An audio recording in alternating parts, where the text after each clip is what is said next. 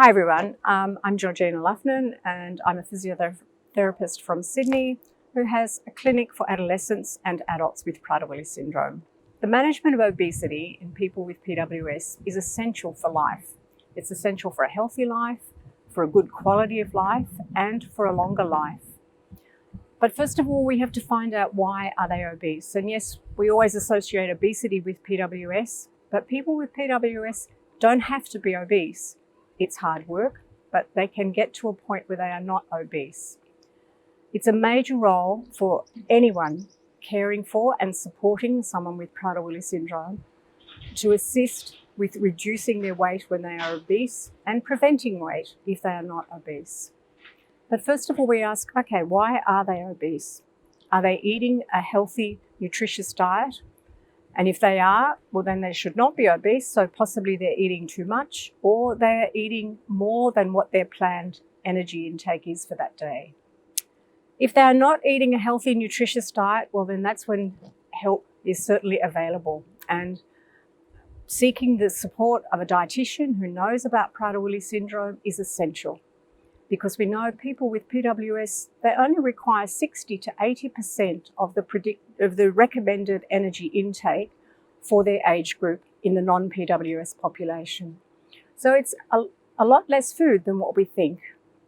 And if you have an obese child, you can start by using the recommended dietary guidelines for people with PWS. So for children under the age of 7, we would use or recommend either about 6 to 7 kilocalories per centimetre of height. And if they're over 7 years or 7 years and up, it would be roughly 7 to 8 kilocalories per centimetre of height for weight loss. And if they are really obese, you would probably start at a higher rate, maybe around 10 kilocalories per centimetre of height to bring their weight down, and then you would reduce it further. It's very important to have a planned, healthy, nutritious intake, daily intake, including food and beverages for everyone with PWS, with lots of variety, roughly 45% of carbohydrate, and that's healthy, grainy carbohydrate, then 30% of fat, and maybe 25 to 30% of protein, of healthy, lean, fat-free or fat-reduced as much as possible protein. And remember, you need a nice colourful plate and lots of variety in their meals so they don't get stuck on wanting to have the same thing every day, as we know they can with their rigid thinking. So once they have a healthy planned meal, it's important to try and know exactly what else they are having in the day, especially if they are obese or they are gaining weight and you want to reduce their obesity. If their main energy intake is good, then they are receiving energy intake from elsewhere, and that could be extra food or extra beverages.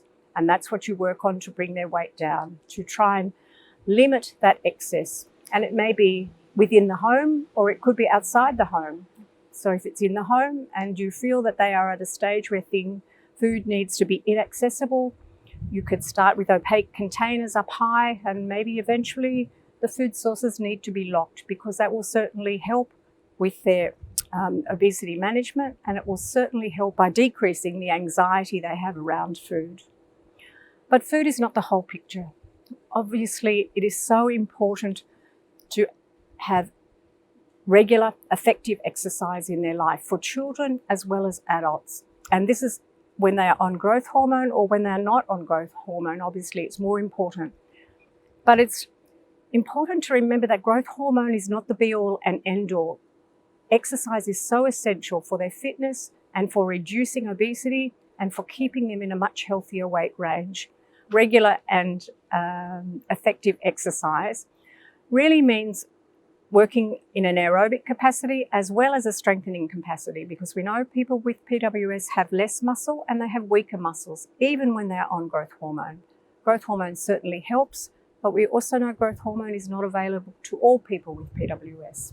So exercising to improve muscle strength so that they can exercise more aerobically is essential if you want to bring their weight down.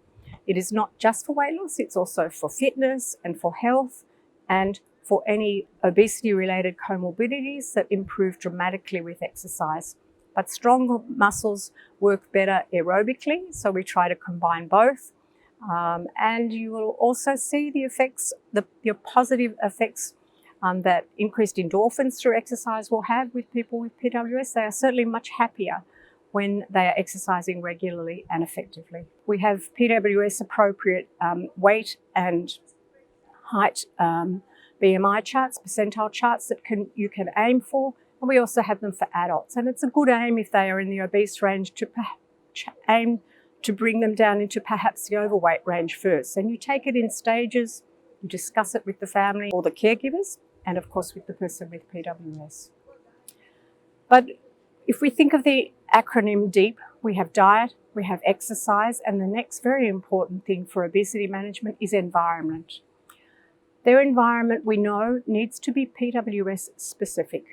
And yes, everybody is an individual, and some will require a more restrictive or a more protected environment that is not only going to protect them from accessing extra food, but it will give them and their caregivers the encouragement to keep them active, and also in an environment that is calm and consistent and stable, that will reduce their overall anxiety and improve their behaviour and improve their commitment to exercise and to managing their energy intake. So the last letter of the acronym is P, and we talk about having a purposeful life, and this is for children as well as adults with PWS, especially if they are obese, because keeping them occupied, thinking about other things, just detracts them from thinking about food most of the time. And if you have someone who is obese, who you are trying to help or assist them lose weight to come down into a much healthier weight, we need to think of other things that they can think about and participate in to take that focus off food all the time, because it's not easy initially. They want to have all the food they've been having if they're obese. So when you start to make changes, you need to offer them other things to think about as well. So obesity management is certainly possible with people with PWS. It's not just possible, it's essential for them to have a healthy, long life, to help them have a better quality of life, so that they can do as many things as possible that their peers do.